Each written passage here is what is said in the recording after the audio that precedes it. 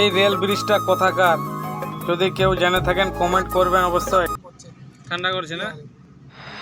মহারাষ্ট্রেও তো ঠান্ডা না, বিহারেটা বেশি ঠান্ডা। গুড মর্নিং দোস্ত, কেমন আছেন আপনারা? আশা করছি ভালো আছেন, সুস্থ আছেন। আমরা আল্লাহর রহমতে ভালো আছি, সুস্থ আছি। আর রাতভর জাগার পরে ফাইনালি তো আমরা এক জায়গায় এসে পৌঁছালাম। সেই জায়গাটার নাম আমি ঠিক জানি না, কিন্তু পাটনা ক্রসিং করার পরে আমরা এক জায়গায় দাঁড়ালাম চা খাওয়ার জন্য। আর সকাল সকাল টাইমে একটু মুখ হাত ধুয়ে ফ্রেশ হবো, চা ফা খাবো।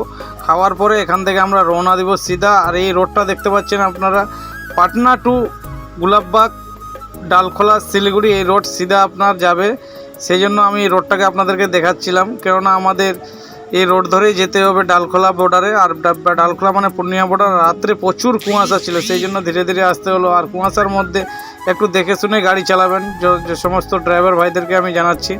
আর এখান থেকে নাস্তা ফাস্তা করে রওনা দেব, তারপরে দেখা যাক রাস্তাতে কি হচ্ছে, সব কিছু আপনাদেরকে দেখাবো এই ভিডিওর মাধ্যমে। আর চলুন দেখা যাক তাহলে। আর বিহারের ফেমাস নাস্তা হচ্ছে ইডলি চোখা, কেননা বিহার আসলে ইডলি চোখা তো না খেলে কিন্তু মিস করবো। সেই জন্য রাজীব দা এখানে ইডলি চোখা খাচ্ছিল। আর আমি কোনোদিন ইডলি চোখা টেস্ট করিনি বা খাইনি, আজকে আমিও টেস্ট করবো আর খাবো, দেখি কীরকম লাগছে। দুজনে তো রিভিউটা ভালোই দিচ্ছে, খুব টেস্ট।